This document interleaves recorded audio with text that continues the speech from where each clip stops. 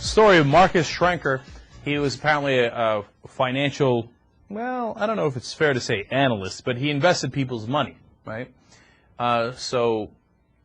He apparently was involved in a scam and ripped off a lot of people's money. He's like a mini Madoff, but a mini one. Not a big deal, but of course a big deal in his life and for the people whose money he ripped off. And he decides, you know what, I'm going to go on the run here, and I'm going to try to fake my own death. Now, this is clever. People haven't tried this in a while, so I'm amused by the story.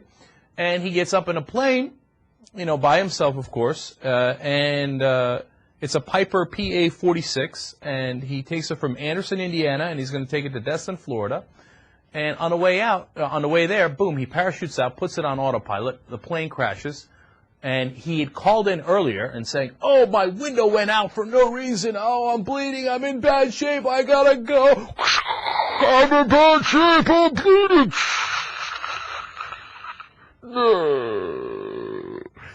And he jumps out, and he parachuted to safety, and then apparently he'd set up a little motorbike, and he got on the motorbike and took off. Now, you see the plane there, if you're watching on the YoungTurks.com, and it's a mess. Now, I was prepared to like this story. I'm going to say, you know what? Somebody hasn't tried to pull this off in a long time. And it's about time somebody had a little bit of fun and decides to fake their own death. I mean, come on.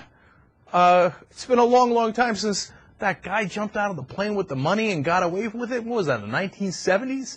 Some case like that, right?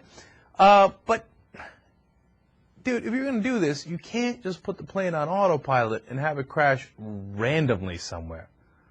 Here I am giving the guy advice, right? As soon as I saw this, I was like, how would I have done it, right? I think I'd had the plane crash into the water, so, you know, A, it's safer, and B, then you say, oh, the body drifted away. But when they go into the plane and they don't see you, hey, dummy, they're going to realize you're not in the plane, right? Oh, I'm dying, I'm bloody. Well, then where the hell are you, right? But here's the real problem. The plane barely missed some houses by about 50 to 75 yards. Nearly crashed into the houses, and, you know, obviously if it had, it could have significantly injured the people, if not killed them, that were inside. And now the cops finally caught up to him in that little motel that you just saw in one of the pictures.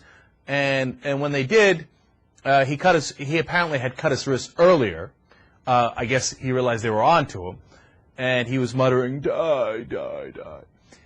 Look, that's a weak sauce move, too. If you're going to try to be James Bond and parachute out of the plane, etc., and then when they come for you, you slit your wrists. Now, if this guy wasn't weak sauce enough already, apparently he also had problems with his marriage, and he says he explained that he was trying to, or somehow we found out that he was trying to run away not just because of the bad debt and the money that he'd basically stolen, but also because his wife was going to take everything he owned in divorce proceedings. Now, why was that? He was having an affair with someone else nonstop. In fact, his wife tried to reconcile with him, and he said, no, that's okay, and he went away on a trip with his mistress.